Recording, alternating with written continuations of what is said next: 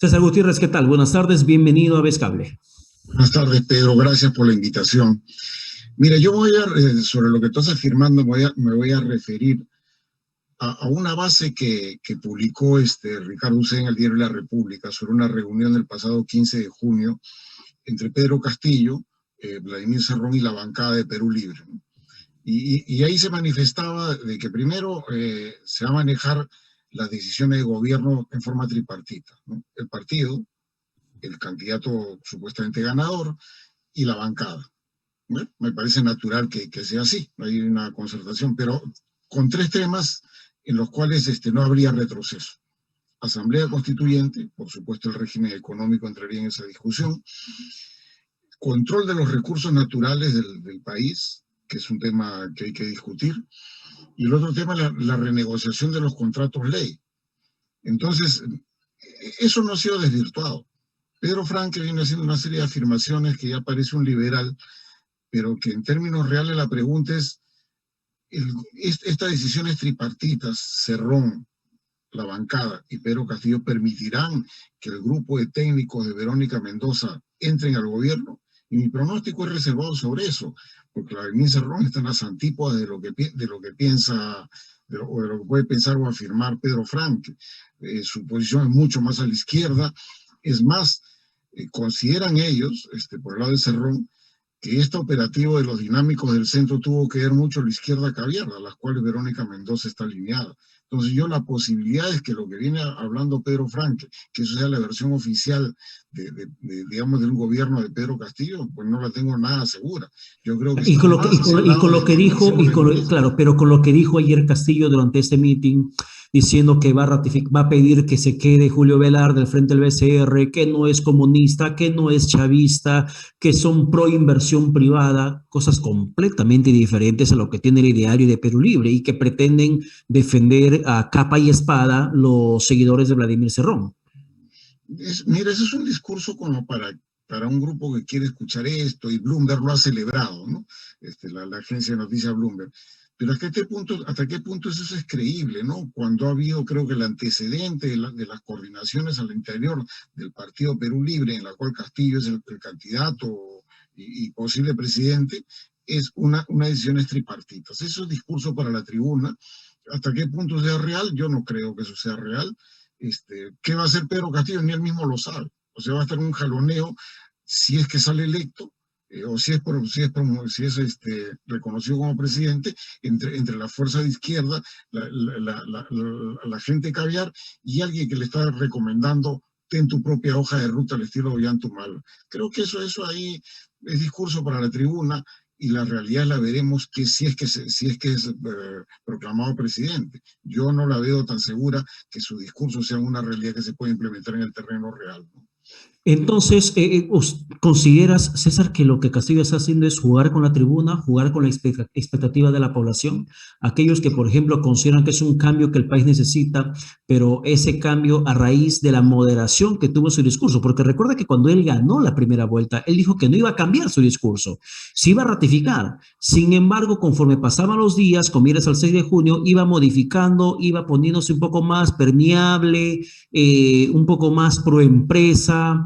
Habló en su momento de eliminar las AFPs, luego dijo que le malinterpretaron, que no quiso decir eso, salieron varios intérpretes a querer hacernos entender lo que él realmente había dicho. Entonces, ahí estamos en una nebulosa y tenemos un partido de corte comunista, aunque no se quieran llamar como tal. Pero es más, el juego de dar un discurso para la tribuna y un discurso centrista es riesgoso para él mismo, para la base social que votó por él. O sea, la base social que votó por él, sobre todo el sur, que votó ampliamente por él, va hacia el radicalismo. Yo creo que es un juego que a él mismo le hace daño, porque como que hablamos así en términos informáticos, se está desconfigurando, ¿no? Entonces, yo no creo lo que está diciendo. Yo creo que él mismo no sabe qué va a implementar, él mismo no sabe qué gabinete va a tener, va a ser sometido a los jaloneos propios de un presidente electo, y que él no tiene una idea clara por dónde está dando un discurso para la tribuna para tranquilizar, pero que eso inclusive puede ser contraproducente para la propia base social que ha votado por él y que vota por un cambio radical. Entonces, me parece inapropiado la posición que está tomando. Yo creo que debería mantenerse firme en sus principios, de repente anunciar, afirme que va con el gabinete, con gente muy cercana a Verónica Mendoza, pero no lo tiene seguro. Yo no creo que se lo van a permitir en este acuerdo tripartito con la bancada y como la dice Ron, permitir que la gente de Verónica Mendoza asuma gabinete. Hay algo que no ha modificado Pedro Castillo y que lo ha ratificado, pero que sí lo ha mejorado en sus discursos. El tema de la intervención del Estado como empresario. Eso lo dice el Diario de Perú Libre, publicado como plan de gobierno en el portal del Jurado Nacional de Elecciones. Tú has sido presidente de directorio de Petroperú. ¿Por qué es tan complicado? ¿Por qué se lo ve casi como un salto al vacío que el Estado asuma un rol empresario?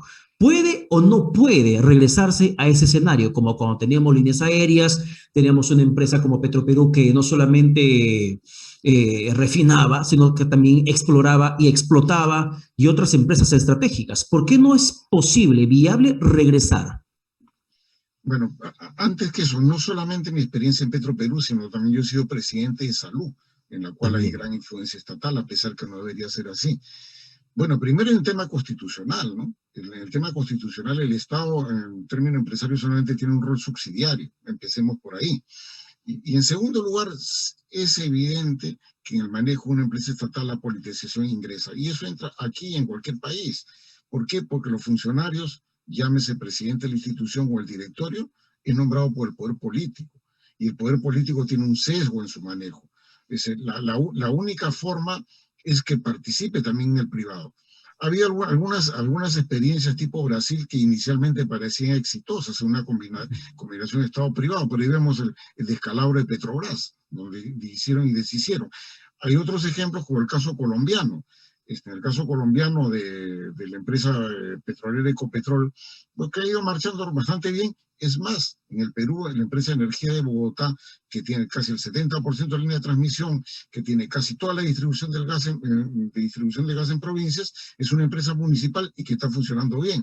Pero eso significa una combinación Estado-privado con alto control del privado.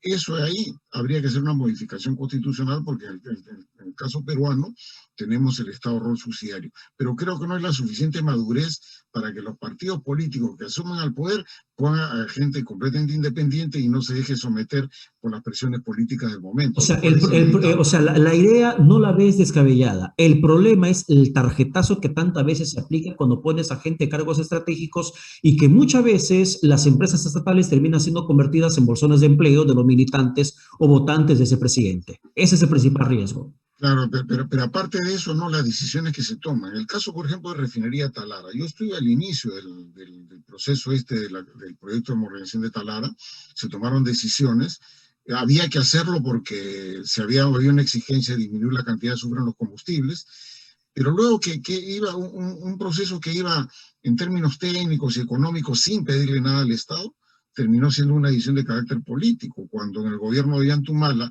una cosa que costaba más o menos 1.300 o 1.700 millones de dólares en el extremo, se fue a cerca de 4.000 millones y se tomó una decisión política de hacerlo, que hoy día es muy difícil poder asegurar que la recuperación va a ser con propia gestión de la empresa, sino probablemente el Estado va a tener que salir en su apoyo.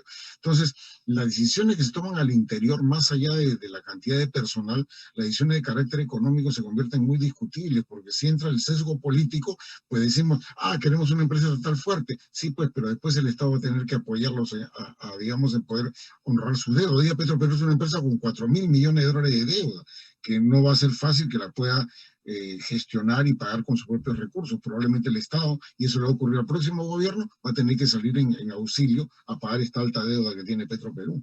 César, quiero terminar con ese tema del rol empresarial del Estado. Finalmente, ¿el modelo boliviano puede ser una luz y guía a seguir? El modelo de Evo Morales, la forma como termina nacionalizando empresas estratégicas en Bolivia, puede ser como un patrón a copiar en el país. No, yo estoy en desacuerdo en eso. ¿Por qué? Mira, se ha vendido mucho el modelo de Evo Morales porque Evo Morales subió significativamente las regalías que las tenían las empresas privadas, se las llevaron al Estado. Y pudo hacer ciertos emprendimientos alrededor del Estado que han sido bienvenidos en Bolivia. Pero ha descuidado completamente, digamos, la inversión exploratoria en Bolivia. Hoy día, Bolivia, que tenía amplios recursos de reservas probadas, se han ido tomando las reservas porque están vendiendo productos y no se está reinvirtiendo. Entonces, En empresas en las cuales son intensivas el uso de capital, llámese petroleras o llámese mineras, la reinversión es importantísima, porque si agotan los recursos no tengo nada que explotar al final. Esos resultados que son efímeros de tomar dinero de la recaudación de las regalías a favor del Estado y hacer obra, eso es un tema completamente efímero, porque si yo no invierto, ya no habrá de dónde cobrar a futuro, y eso le está pasando a Bolivia. Entonces, yo no veo que es un modelo a imitar. Bien, César Gutiérrez, muchas gracias por esta conversación. Gracias, Pedro. Buenas tardes. Que tenga buen domingo. Vamos